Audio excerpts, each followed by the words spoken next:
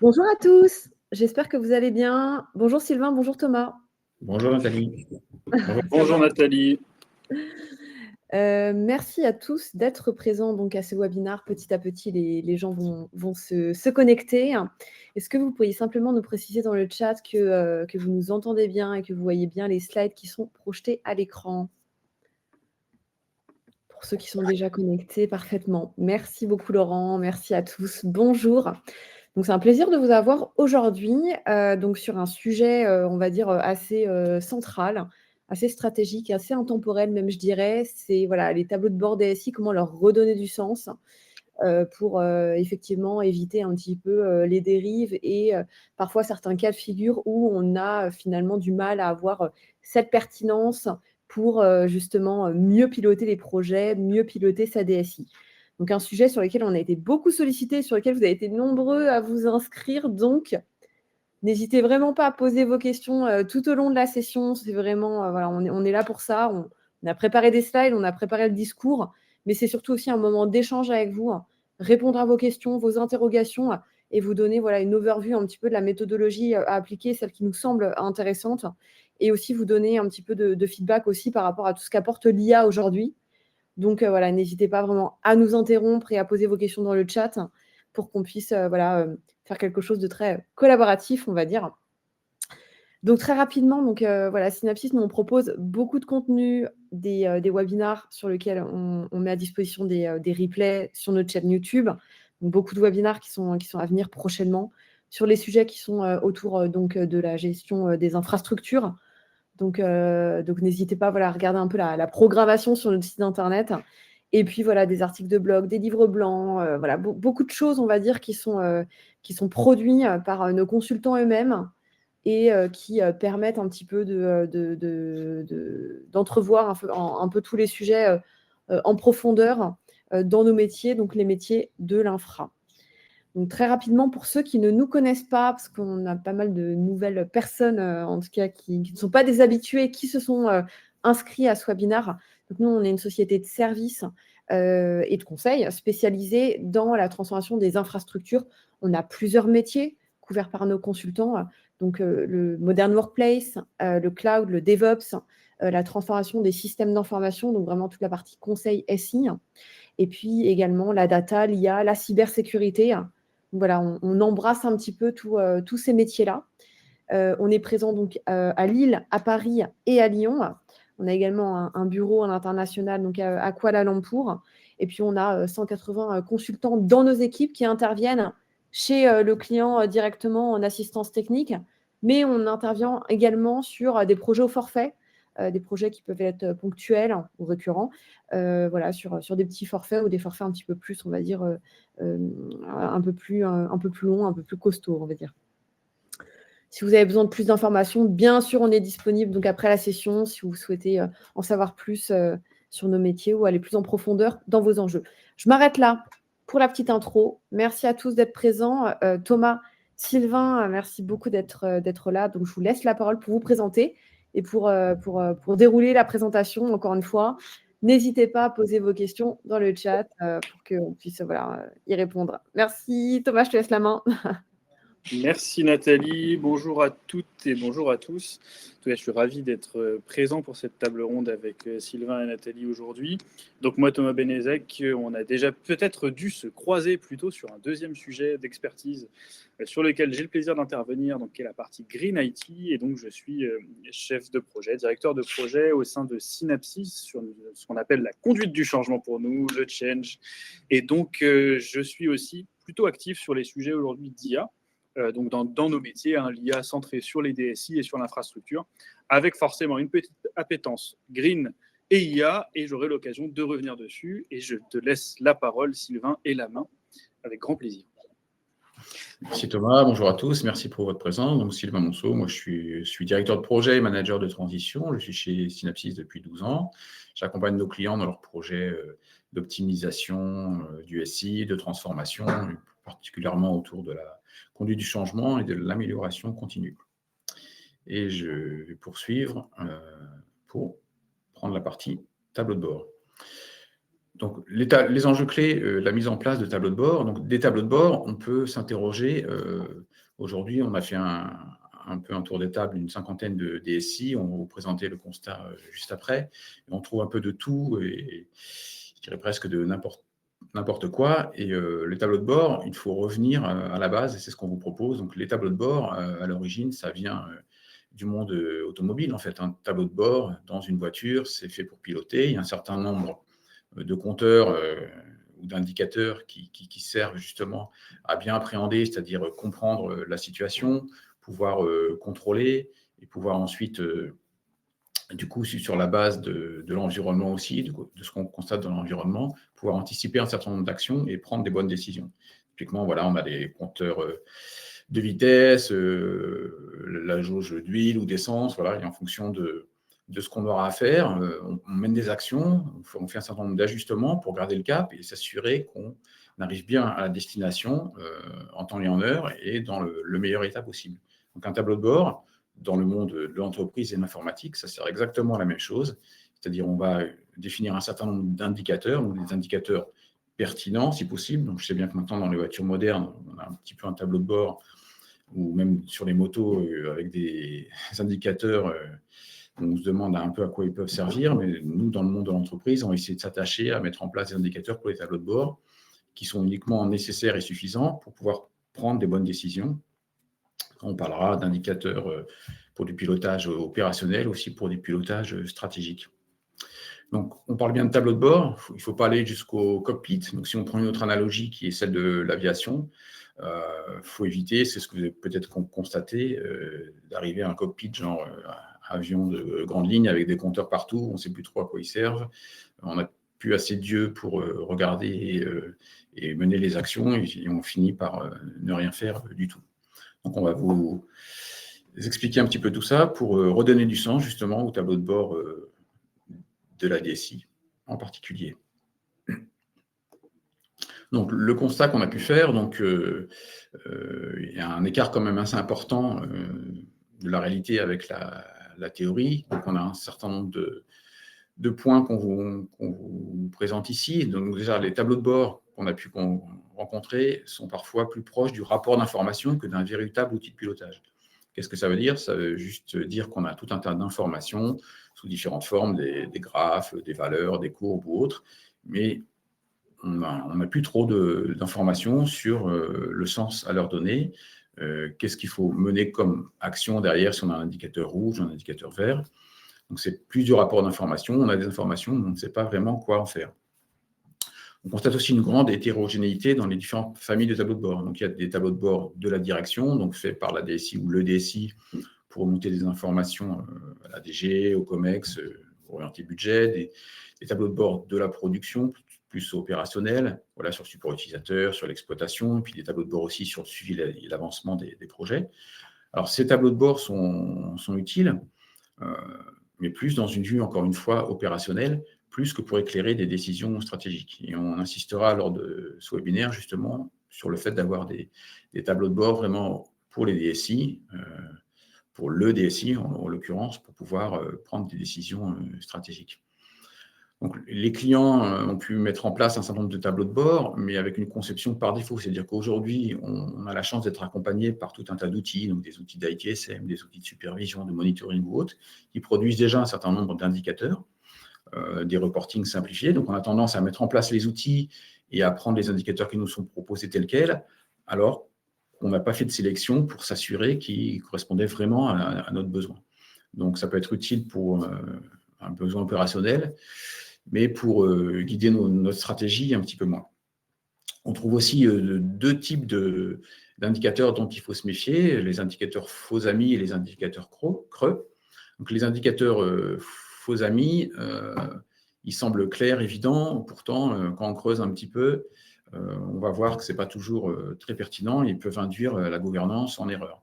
Par exemple, le budget informatique. Donc, dit comme ça, de quoi parle-t-on? Est-ce qu'on parle du budget nécessaire pour l'organisation, pour l'entreprise que couvre l'informatique, ou plutôt des dépenses de la DSI, donc de l'entité de l'organisation DSI? Donc là, encore, on peut voir qu'il peut y avoir des interprétations possibles.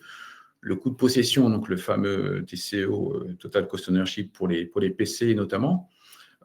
Là aussi, attention à bien définir de quoi il s'agit, parce que typiquement, si on fait encore une analogie avec le monde de l'aviation, donc un avion de tourisme ou un avion de chasse, on est d'accord que ça ne va pas forcément avoir le même coût. C'est la même chose pour les PC dans le monde de l'entreprise, entre un PC sur un domaine qui est plus au niveau de l'industrie ou de l'armement, et puis un PC de la grande distribution, le TCO ne sera pas le même. Donc attention aux comparaisons qu'on pourrait faire aussi par rapport à l'extérieur. Un autre exemple, les TJM, donc les taux journaliers moyens des internes ou des externes pour les prestations. Attention aussi à ne pas comparer juste des valeurs brutes en disant c'est moins cher, donc je prends plutôt en interne ou j'externalise un certain nombre de prestations, parce qu'il y a tout un contexte, tout un environnement dont il faut tenir compte, du turnover, des temps de formation. Donc là aussi, ça peut être des indicateurs faux amis qui peuvent vous induire en erreur. Le budget des projets, c'est un peu la même chose. Donc, de quoi parle-t-on lorsqu'on évoque le budget des projets? Est-ce que c'est juste le budget, la part informatique? Ou est-ce qu'idéalement, il faudrait aussi intégrer, si on veut avoir des coûts complets projet, le coût passé par les MOA, les équipes métiers pour faire les tests ou pour la conception? Donc là, ça peut être des indicateurs faux amis qui peuvent plutôt nous desservir. Les indicateurs creux, c'est un petit peu la même chose, il faut s'en méfier. Donc, ils sont en apparence pertinents, mais pas forcément pour la prise de décision stratégique. Par exemple, si on veut savoir si on a suffisamment d'effectifs en informatique, si le budget de l'informatique par rapport au budget de l'entreprise est suffisant. Donc, il y a des indicateurs qu'on trouve un petit peu partout. Voilà, le ratio entre le budget informatique et le chiffre d'affaires. Donc, pour ce premier, par exemple, ce n'est pas parce que d'une année sur l'autre, le ratio a augmenté, c'est-à-dire que l'informatique rapportée au chiffre d'affaires est plus importante, que pour autant, on a eu des dépenses à contrôler. Ça peut juste vouloir dire que c'était une année d'investissement où on a eu besoin de faire des investissements informatiques. Donc là, les indicateurs creux, tels que celui-ci, doivent être complétés par d'autres indicateurs pour qu'on puisse vraiment prendre des décisions stratégiques. Voilà, le budget de l'informatique par rapport au budget de fonctionnement global, c'est un petit peu la même chose. On n'a pas d'ABAG vraiment précis. Donc, attention aux comparaisons, surtout lorsqu'on se compare avec d'autres entreprises. Et le budget de l'informatique sur les effectifs de la DSI, c'est un petit peu la même chose. Est-ce que j'ai suffisamment de personnes côté informatique ou pas? Donc, ces constats, on va vous proposer un petit sondage, tiens, juste pour vous tenir à l'écoute, voilà, qui apparaît. Si vous pouvez bien cliquer sur ce qui vous représente le plus, donc au niveau de vos tableaux de bord, donc par rapport aux 5 cas aux 4 grandes catégories que j'ai évoquées, est-ce que vous êtes plutôt sur des problématiques de rapport d'information et ça ne vous sert pas trop, les tableaux de bord que vous pouvez avoir comme outil de pilotage? Est-ce qu'ils sont plutôt trop hétérogènes, trop nombreux, ou est-ce que c'est plutôt des tableaux de bord opérationnels et vous cherchez à tendre vers la stratégie? Ou au contraire, est-ce que vous avez aussi cette problématique d'indicateurs faux amis ou creux? Donc voilà, je vous invite à soumettre le vôtre et puis on va regarder les résultats et les partager avec vous. Ouais, en live, Sylvain. Ok. Si tu veux commenter rapidement. Oui. Non. Tu vois aussi. Oui, attends. C'est masqué.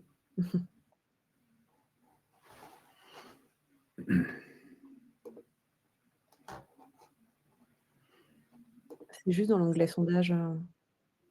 Oui, mais il me le masque. Attends, je vais changer d'affichage.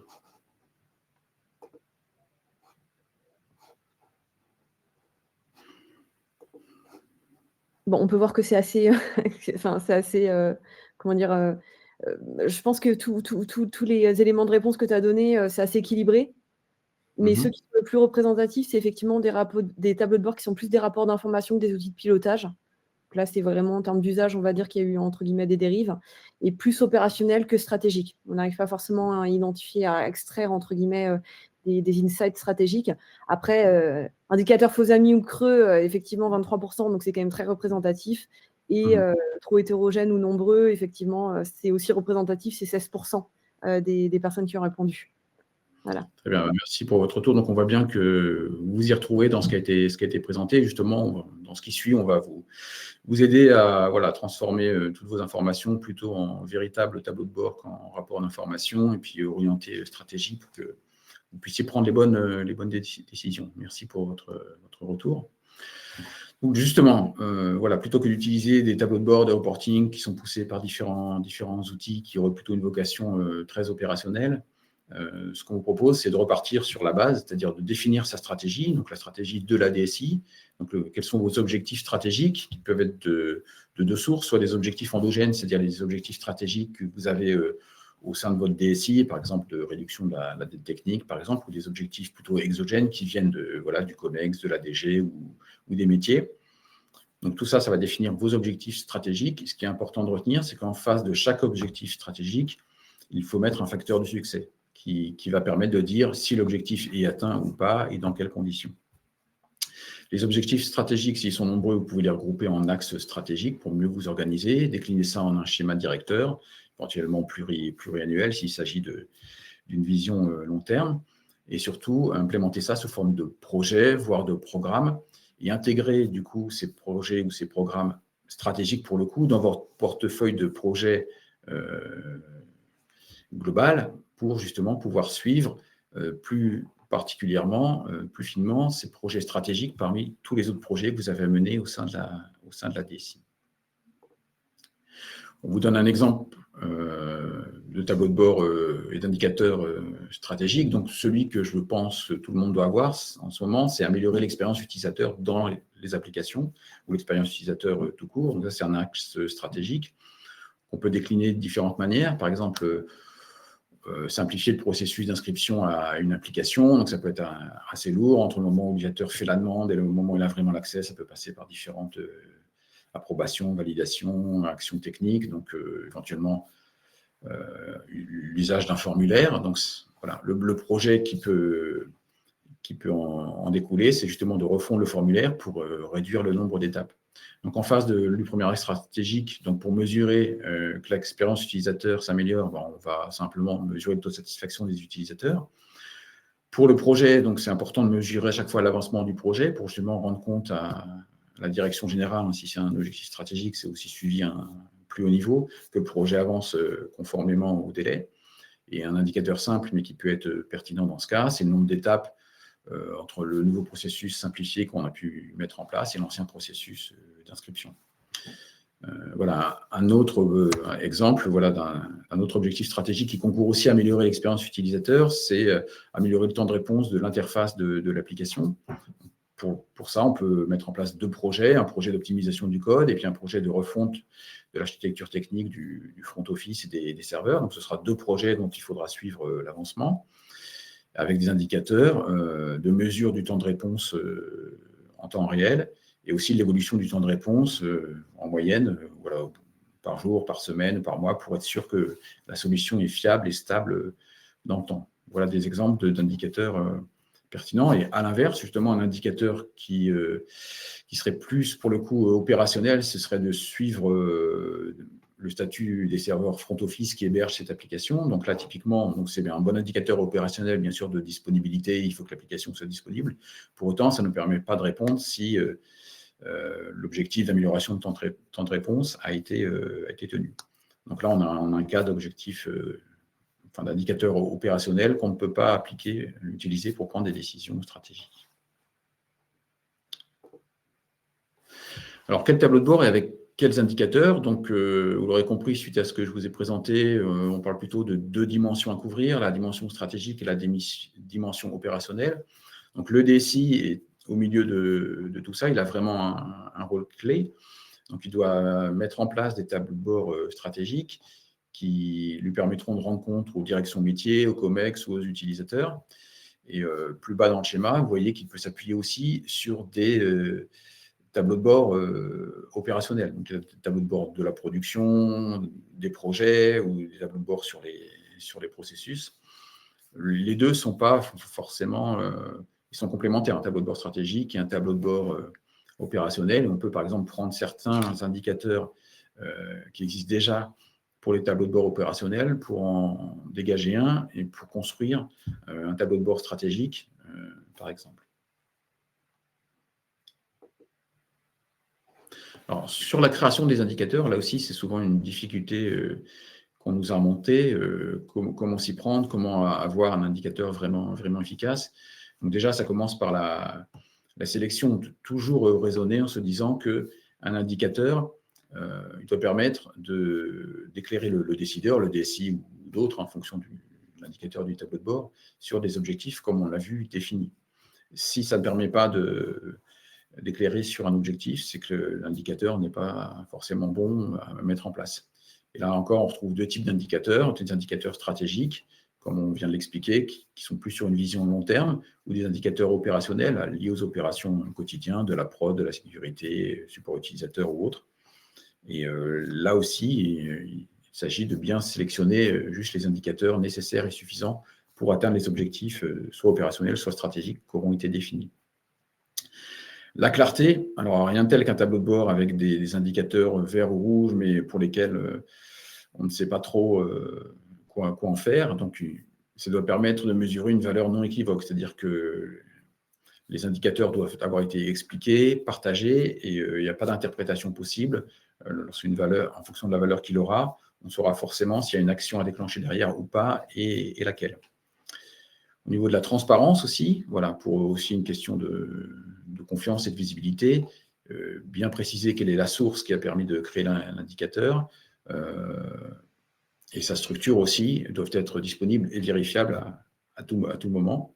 Et en termes d'usage, comme on vient de le voir, donc un indicateur bien pensé peut être réutilisé dans plusieurs tableaux de bord. Il n'est pas forcément unique et propre à un seul tableau de bord. Alors, pour la construction du tableau de bord lui-même, on vous propose trois parties, parler du contenu, du contenant et de la pertinence pour la prise de décision.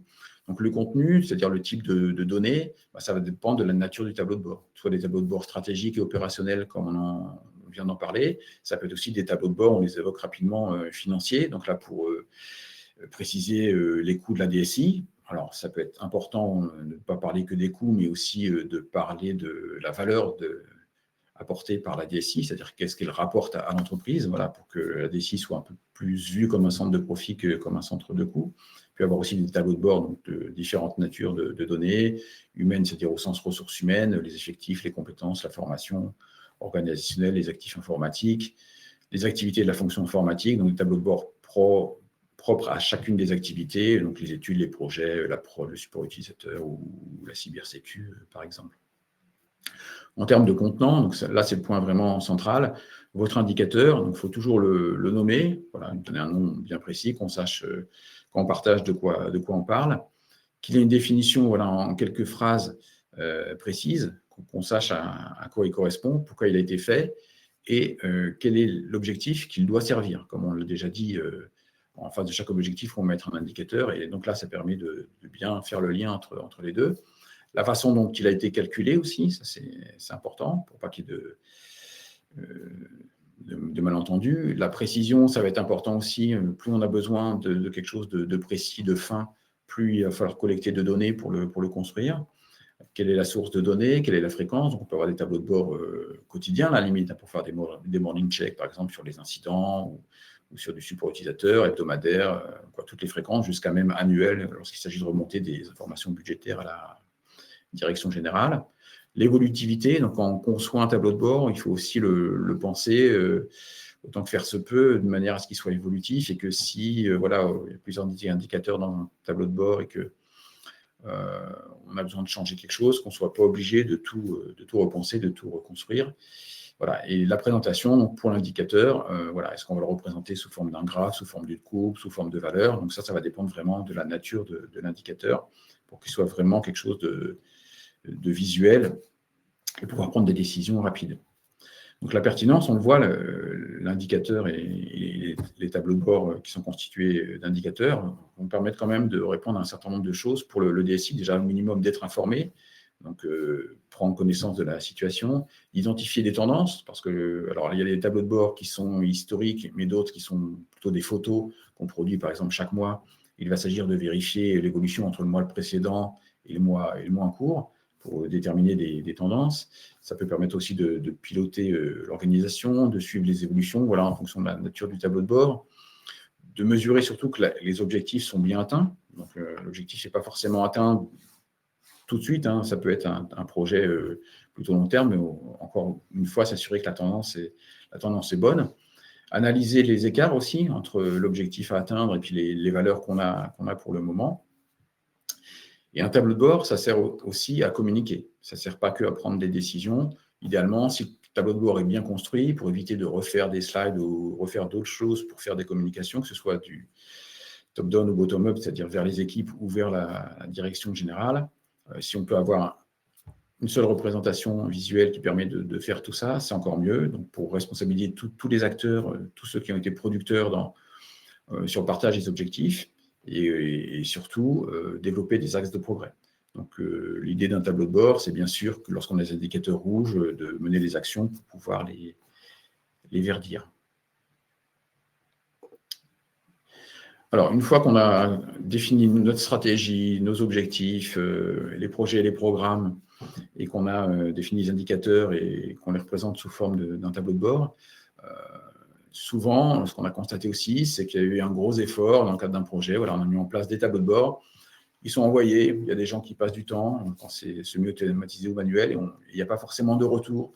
On ne sait pas forcément s'ils sont lus. Donc, même si ça a été demandé au DSI à un moment de donner par le DSI, et après, il a pu passer à autre chose. Et du coup, les gens continuent à produire. Il n'y a pas forcément de retour. Donc là, l'idée, c'est, en termes de gouvernance et de suivi, c'est important, surtout lorsqu'on parle de ce tableau de bord stratégique, de garder ces dynamiques et de garder les tableaux de bord vivants. Donc, il faut établir une structure de gouvernance, par exemple un comité de pilotage avec les membres de la direction, de la DSI, tous ceux qui sont intéressés par les tableaux de bord, et bien définir leur rôle et responsabilité pour la vie du tableau de bord. Donc, le DSI, lui, par exemple, il va s'assurer que le tableau de bord est bien produit et que ça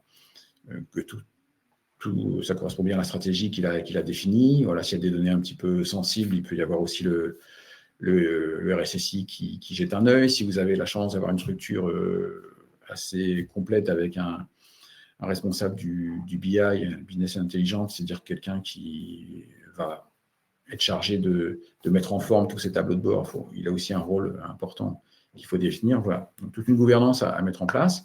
Mais mettre en place des processus de suivi aussi, donc des réunions régulières, au-delà du comité de pilotage, plutôt pour ceux qui construisent les tableaux de bord, avec une fréquence bien sûr adaptée à celle du tableau de bord, et avec une prévalidation avant publication. Donc, en général, la bonne pratique, c'est qu'il y a des personnes ou quelqu'un qui fait le tableau de bord, et c'est un contrôle croisé, surtout quand c'est des tableaux de bord un peu sensibles ou stratégiques, quelqu'un d'autre qui va vérifier que les chiffres sont bien construits, qu'il n'y a pas d'erreur. Voilà, surtout en phase de construction, après une fois en rythme de croisière, c'est un petit peu moins pertinent, mais ça reste important de faire ces prévalidations et surtout d'apporter les corrections si on se rend compte qu'il y a des écarts ou des erreurs. Et ça rejoint le point suivant. Donc, il faut aussi s'assurer de la qualité des données. Donc, les données qui étaient valables, propres, à un instant T lorsqu'on a produit un tableau de bord, 3 mois ou 6 mois après, les sources de données ou même le contenu a pu évoluer. Donc, il faut mettre en place en parallèle un processus de validation des données, éventuellement des nettoyages réguliers des données en termes historiques, de profondeur ou autre, si on se rend compte que ce n'est plus forcément pertinent, pour s'assurer que les valeurs du tableau de bord seront toujours pertinentes.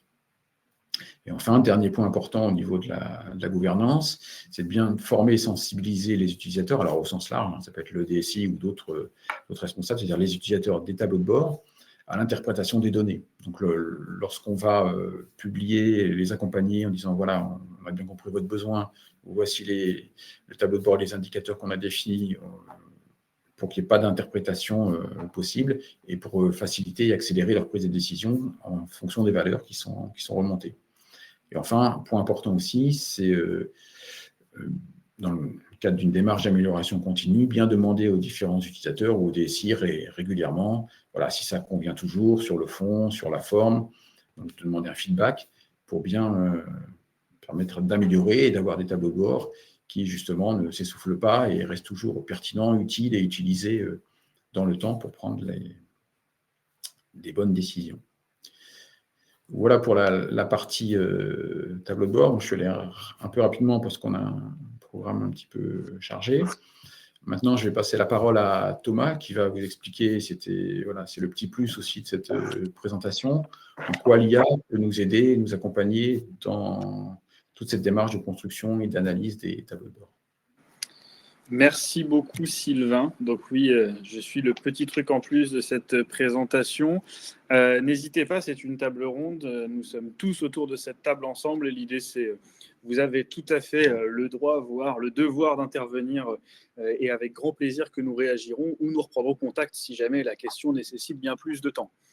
Je vous laisse aussi vous reporter vers nos autres tables rondes sur l'IA générative en particulier, si jamais vous vouliez explorer un petit peu plus le sujet. On va faire un petit chemin d'un petit quart d'heure ensemble.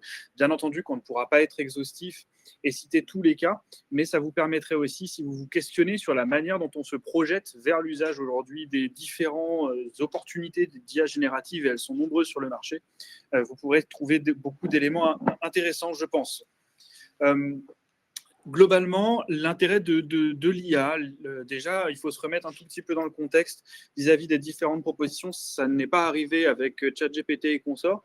Ça fait au moins une bonne dizaine d'années qu'on intègre depuis les grands enjeux Big Data des sujets d'IA. Simplement, aujourd'hui, c'est l'accessibilité de ces technologies, la facilité d'usage et l'intégration dans les différents outils qui peut porter des sujets d'intérêt. Donc, on identifie aujourd'hui pour des DSI un intérêt dans tout ce qui va être globalement process d'automatisation. Alors, on le retrouve au sein de la génération de tableaux de bord ou de l'exploitation, mais bien entendu aussi dans tous les process d'automatisation qui sont nombreux, en particulier sur globalement toutes nos chaînes CI/CD. L'idée d'avoir ces outils-là d'automatisation, il y en a dans Power BI, vous allez en avoir aussi type Power Drill, typiquement, qui vont pouvoir automatiser des rapports spécifiques. Donc là, on va pouvoir avoir peut-être une plus grande diversité aussi de tableaux de bord, des tableaux de bord plus dédiés, plus simples d'emploi, et donc qui vont être forcément plus adaptés à l'usage final. La mise en forme, de la même manière, alors vous allez le retrouver globalement aussi dans les mêmes outils de suggestion visuelle, de représentation graphique, de proposition. L'idée étant, même en sortant simplement peut-être, vous savez, l'éternel météo projet ou le feu de signalisation du projet. L'idée est de pouvoir essayer de comprendre comment est-ce que des éléments graphiques, des représentations visuelles seront plus adaptés à notre compréhension. On positionne quand même en bout de chaîne de considérer que c'est le cerveau humain qui va avoir la plus grande valeur ajoutée. Et aujourd'hui, comment est-ce qu'on rend une donnée compréhensible, exploitable, et qui doit entraîner, comme Sylvain le mentionnait auparavant, le tableau de bord, ce n'est pas la jolie œuvre d'art qu'on ressort une fois par mois, une fois par semaine, suivant la grande comitologie, mais plutôt comment est-ce que c'est un levier, un vecteur d'action, et donc de compréhension de données qui sont à l'échelle de nos cerveaux, par contre, trop éparses et trop nombreuses. C'est aussi les différents outils d'intelligence artificielle, des moyens aujourd'hui d'avoir des propositions. Alors, vous avez par exemple typiquement du Julius, chez Tableau aussi, vous retrouverez Pulse, donc qui vont vous permettre d'avoir des propositions d'indicateurs adaptés, de tendances, d'usage, de points de sortie, d'indicateurs comparés, d'indicateurs dits composites. Donc tous ces éléments-là aujourd'hui vont aller surcoucher l'exploitation classique de données dans des tableaux de bord pour pouvoir commencer à identifier aussi, est-ce qu'on a des usages réels, est-ce qu'on a des points d'intérêt réels, et est-ce que finalement on ne s'est pas trompé d'indicateur pour essayer d'éclairer des situations. Et donc enfin, comme on le disait, la partie de personnalisation, donc ça on le retrouve aussi dans Pulse, on le retrouve dans les accompagnements chez Tableau, dans Tableau Agents, on va le retrouver de toute façon typiquement dans Power Drill. Je reviens à un de mes sujets, mais étant plutôt orienté sur la partie green, il se trouverait que lorsqu'il s'agit de faire son reporting CSRD ou d'avancer vers un BGS quadriannuel pour les collectivités, eh bien, on va avoir besoin d'avoir le bon tableau de bord qui nous permet de suivre ça et de sortir de l'état un petit peu statique, non exploitable des tableaux de bord. Donc ces IA, aujourd'hui, comme je disais, elles sont mises à notre service, elles permettent de raccourcir la mise en production et l'usage des tableaux de bord d'une part, mais aussi d'en faciliter les exploitations collectivement au sein des métiers. Et si on prend typiquement, aujourd'hui, on va rentrer dans la profondeur de l'exploitation via les IA. puisque l'IA n'est pas une grande généralité, mais les différents outils auxquels on peut avoir accès. Donc, que je rappelle, sont globalement séparés entre les outils un petit peu génériques qu'on va pouvoir employer dans nos cas d'usage. On ne va pas citer un ChatGPT pour les Américains ou un Mistral chez nous, mais aussi tous les outils embarqués lorsqu'on vous citait du Tableau, lorsqu'on cite aujourd'hui du Copilot into Power BI, donc des outils propriétaires implémentés directement dans les solutions qui de plus en plus entourent nos usages d'outils et qui, dans les cas de construction de tableaux de bord, permettent tout de même de surpasser des difficultés qui habituellement nous auraient demandé la mise en place de compétences spécifiques avec des collaborateurs dédiés ou des prestataires finalement. Et donc, dans l'exploitation aujourd'hui, bien, on a le premier point qui est donc là à hauteur de base de données. Vous retrouverez d'ailleurs typiquement du polymère qui fait ça plutôt bien, d'aller identifier des signaux faibles et comprendre potentiellement passer de la donnée macro que l'on a dans un tableau de bord à des éléments plus opérationnels, plus fins, pour pouvoir le faire ressortir typiquement, avec des données qui ne sont pas des tendances larges, mais des points d'achoppement sur lesquels on devrait avoir un minimum d'attention pour aller creuser l'information. Et donc là, une fois de plus, donner place aux compétences humaines.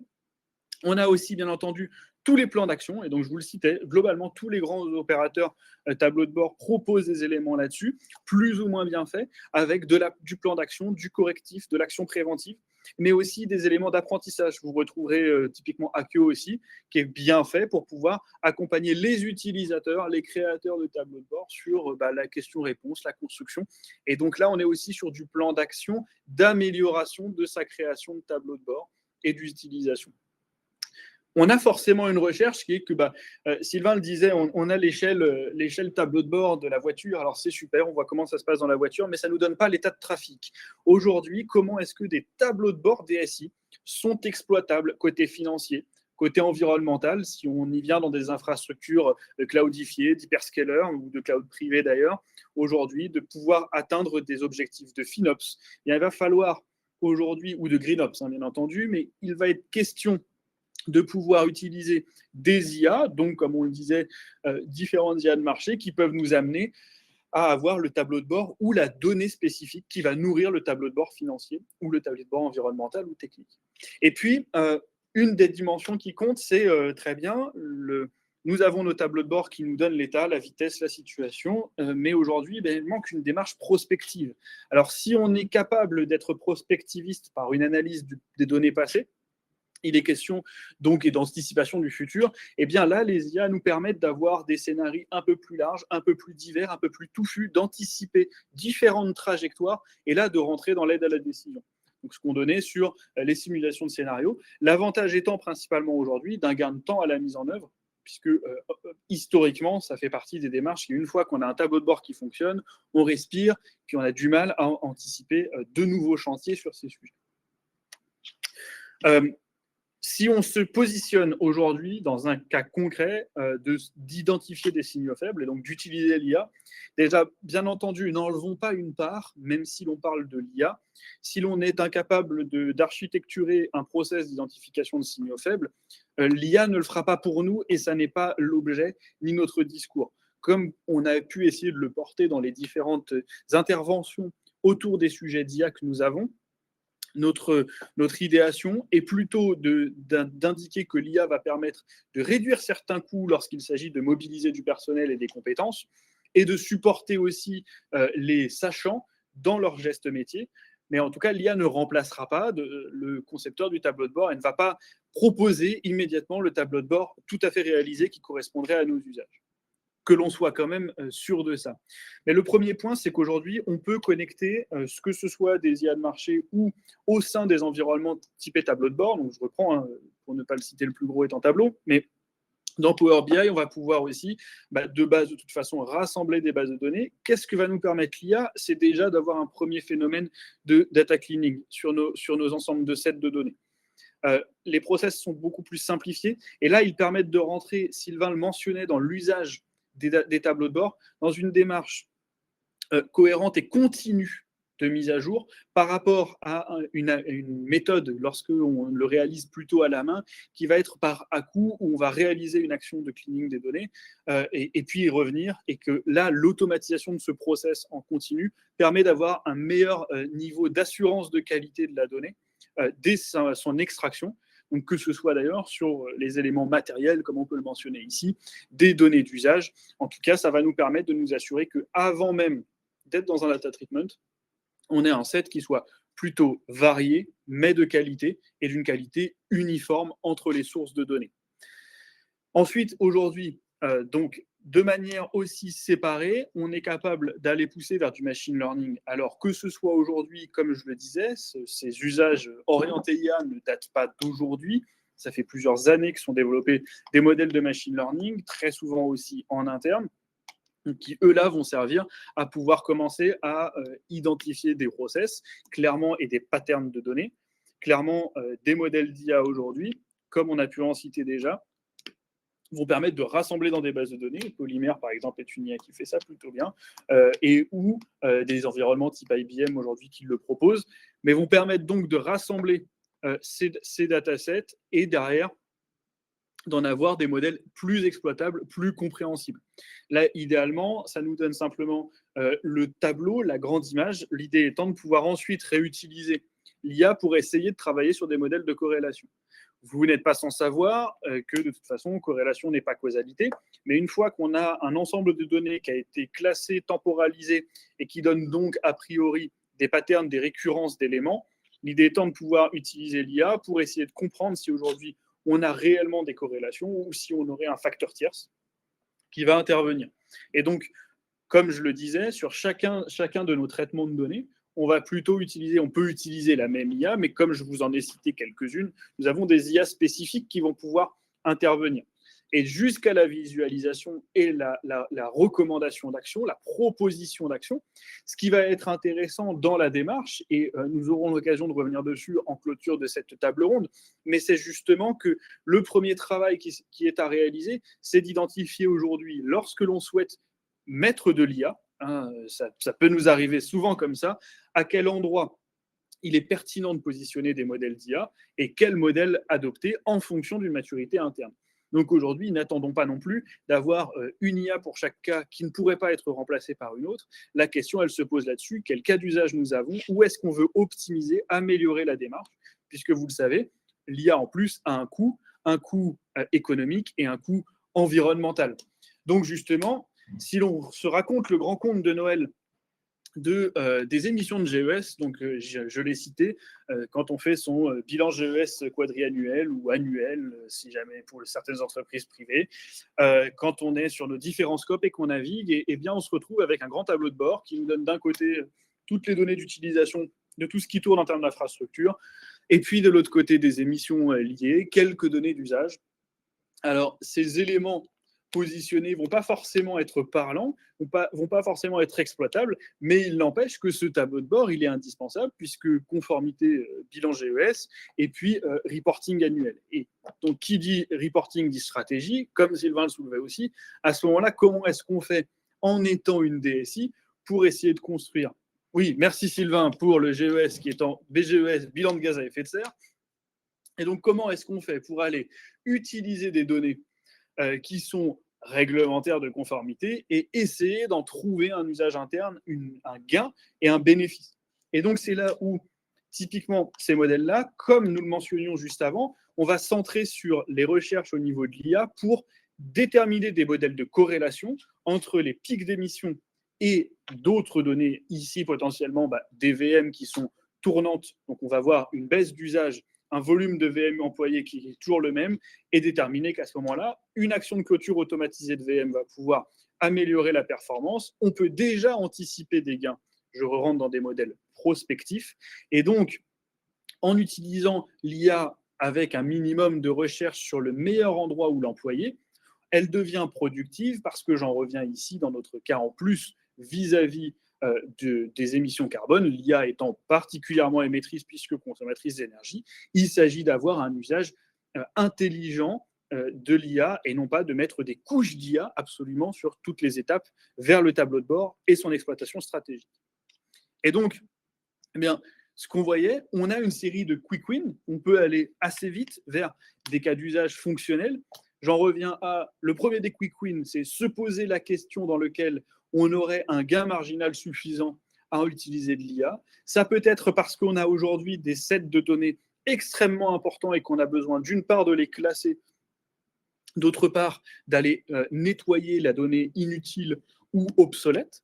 On peut aussi aller de l'autre côté vers son tableau de bord et donc se dire comment est-ce que mes tableaux de bord qui sont un peu plan-plan, qui n'animent pas des réunions, sur lesquelles je n'ai jamais réussi à déterminer de prendre une décision, est-ce que je ne peux pas employer une IA là pour m'accompagner à cette refonte-là? Ce qui aurait pu être aussi d'ailleurs un externe qui fait ça très bien. Mais globalement, on va essayer dans une démarche continue grâce à l'IA. On peut aussi travailler, comme on en parlait, sur le rassemblement autour de une source de données globale pour les entités et pour différents tableaux de bord qui doivent se relier. Donc, comment est-ce qu'on va utiliser des indicateurs composites qui vont être beaucoup plus pertinents? Et puis enfin, comment est-ce qu'on peut utiliser l'IA pour que là, le tableau de bord ne soit pas juste un élément de comitologie et de gouvernance, mais qu'il soit moteur pour aller pinguer, faire remonter des données, des seuils d'alerte, et non pas simplement se positionner en disant feu rouge, feu vert par rapport à la métrique que j'ai déterminée au début de ma comitologie, mais comment est-ce que je peux considérer que je vais faire évoluer mes seuils, évoluer mes sources d'information, ma comitologie et ma gouvernance. Et donc, c'est ce qui, je pense, est le plus important à échelle aujourd'hui, c'est de considérer que sur ces modèles d'IA, dans la partie tableau de bord, mais cela vaut le coup d'être dit, sur l'ensemble des usages aujourd'hui de l'IA qui sont explosifs de par la profusion de systèmes d'IA générative, eh bien, l'idée étant plutôt de se poser la question comment et où, quel est mon degré de maturité, parce que si je le prends à l'inverse, la défaite rapide reviendrait potentiellement à mettre en place de l'IA pour faire des très beaux tableaux de bord avec des graphiques tout pimpants, mais une donnée totalement obsolète, non exploitable à l'origine. Et donc, c'est là où il convient de avoir ce phénomène de questionnement, envisager le champ des possibles et petit à petit construire sa démarche d'intégration de l'IA dans les tableaux de bord et la stratégie. Et je laisse Nathalie revenir, je crois, sur justement tout ce périmètre, cette manière dont on aborde, entre autres chez Synapsys, globalement, les sujets d'IA et d'IA générative plus particulièrement. Exactement. Donc, merci beaucoup Sylvain, merci beaucoup Thomas. Donc, j'espère que c'était clair, voilà, tout ce qu'on voulait vous présenter. Et pour finir, voilà, on voulait remettre un petit peu sur la table un petit peu tout ce que nous, on propose en termes d'accompagnement pour les DSI, en ce qui concerne un petit peu, je dirais, la création, la refonte, le monitoring des dashboards, en fait, que vous avez actuellement. Donc, nous, on intervient vraiment de bout en bout, sur la partie cadrage, compréhension un petit peu des enjeux, des priorités de la DSI, et définition un petit peu, enfin identification, repérage un petit peu des cas d'usage IA. Voilà, pour vous donner un peu une overview de ce qu'il est possible de faire en tant que, enfin, au niveau de l'IA. Donc vraiment la première phase amont. Une fois qu'on a un petit peu cadré tout ça, défini les KPI qui sont pertinents pour vous, et qu'on a construit un petit peu la trajectoire, on s'occupe vraiment de la partie conception et prototypage d'un ou plusieurs cas d'usage qu'on aurait définis ensemble. Il y a vraiment toute la phase de construction. Et puis derrière, voilà, la phase d'industrialisation, de mise en production, d'aller chercher les différentes sources de données et de mettre en place vraiment cette automatisation. Et ensuite, vraiment la supervision, l'amélioration continue, voilà, le suivi dans le temps, l'ajustement, le monitoring des différentes données et comprendre un petit peu si les usages aujourd'hui sont pertinents et permettent de répondre un petit peu à vos besoins, vous de votre côté. Donc, on intervient vraiment de bout en bout. C'est un accompagnement, on va dire, à la fois sur mesure, mais aussi clé en main, si vous avez besoin justement d'avoir un petit peu cette compréhension, ce regard un petit peu sur ce qui est fait de façon générale sur le marché, parce que comme on l'a dit précédemment, c'est quand même un pain point qu'on a identifié depuis longtemps et qui revient très souvent sur la table. Donc, du coup, voilà, on peut aussi vous accompagner sur, être force de proposition, on va dire, sur des choses un petit peu clés en main ou justement intervenir de manière un petit peu plus sur mesure. Voilà, très rapidement, il est 12h19. Merci à tous d'avoir été présents donc, à cette session. N'hésitez pas à me contacter, à nous contacter si vous avez besoin de plus d'informations, si vous voulez qu'on échange plus en détail à l'occasion d'un rendez-vous dédié à vos problématiques. Ou si vous voulez recevoir la présentation, voilà, moi je vous passerai un petit coup de fil pour avoir un petit peu votre feedback par rapport à cette présentation. Merci Sylvain, merci Thomas. Merci Nathalie. Pour tous ces conseils. Et puis, merci à tous. On vous souhaite du coup une très bonne journée. J'espère que c'était clair. Effectivement, on n'a pas posé la question, mais si vous avez des questions, il est encore temps de les poser. Sinon, voilà, on pourra mettre fin à la session. Voilà. N'hésitez pas si vous avez encore quelques questions, on a encore quelques minutes devant nous. Effectivement, j'en ai pas parlé, mais on a mené une enquête auprès d'une soixantaine de DSI en France. Et on a donc collecté des informations et on a consolidé tout ça dans un rapport sur les tendances infra 2025. Donc voilà, vous pouvez aussi télécharger ce document sur notre site internet ou via le QR code que vous avez sur le slide pour voilà, consulter un petit peu tous les résultats. Je pense qu'il n'y a pas d'autres questions, donc merci à tous. Merci Sylvain, merci Thomas et bonne journée à tous. Merci Nathalie, merci à toutes et à tous. Au revoir.